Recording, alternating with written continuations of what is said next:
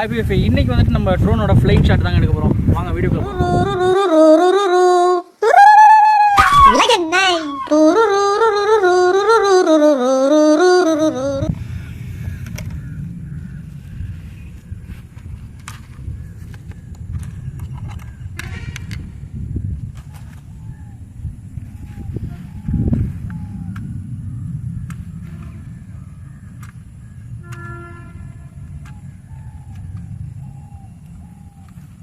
இப்போ வந்துட்டு நம்ம இந்த பேட்டரியை வந்து இன்செர்ட் பண்ணுறோம். சரிங்களா, ஆன் ஆயிடுச்சு. அது ப்ளே பண்ணுறேன்.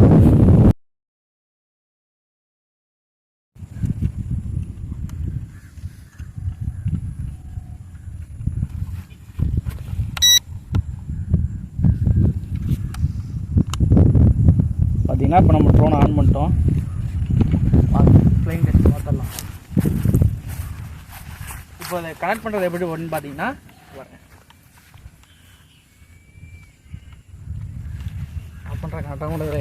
என்னங்க எனக்கு ஒன்றுமே புரியல. அதுதான் எனக்கும் புரியல.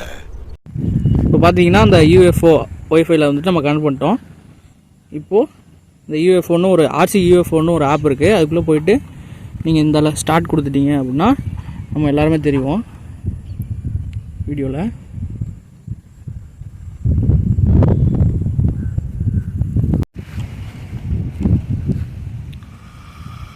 Engine start.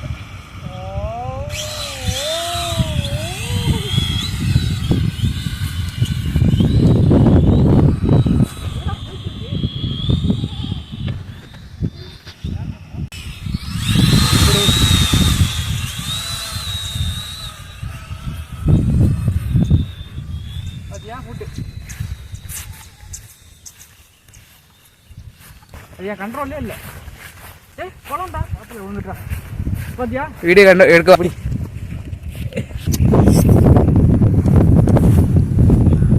பார்த்தீங்கன்னா ட்ரோன் வந்து குளிச்சுட்டு வந்துருங்க.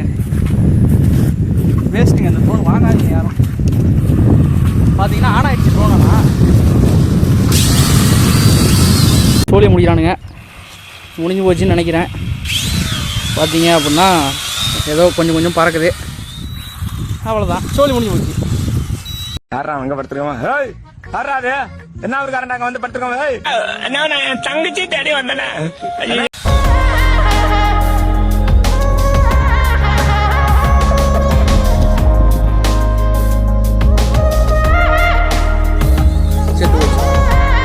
இருக்கிறது. தயவு செஞ்சு இந்த ட்ரோன்லாம் யாரும் வாங்காதீங்க. அது என்னன்னு இந்த ட்ரோன் வந்துட்டு நம்ம பட்ஜெட் ட்ரோன் வாங்கியிருந்தோம். இது பார்த்தீங்கன்னா ஒழுங்காக பறக்க மாட்டேங்குது, ஸ்டேபிளாக பறக்க மாட்டேங்குது. இது வந்துட்டு லோ பட்ஜெட்டில் வாங்கினாலும் அப்படி இருக்கா என்னன்னு தெரியல. பட் ஆனால் வந்துட்டு ஸ்டேபிளாக ஒரு இடத்துல பறக்க மாட்டேங்குது. எங்கேயாவது கண்ட்ரோல் வந்து மிஸ் ஆகிடுது. அதனால் இந்த ட்ரோன் நீங்கள் யாரும் வாங்கணும் அப்படின்னு நினச்சிங்கன்னா இது உங்களுக்கு வேஸ்ட். நம்ம சேனலுக்கு யாரும் புதுசாக இருந்தீங்கன்னா மறக்காமல் சப்ஸ்கிரைப் பண்ணிட்டு லைக் பண்ணுங்கள்.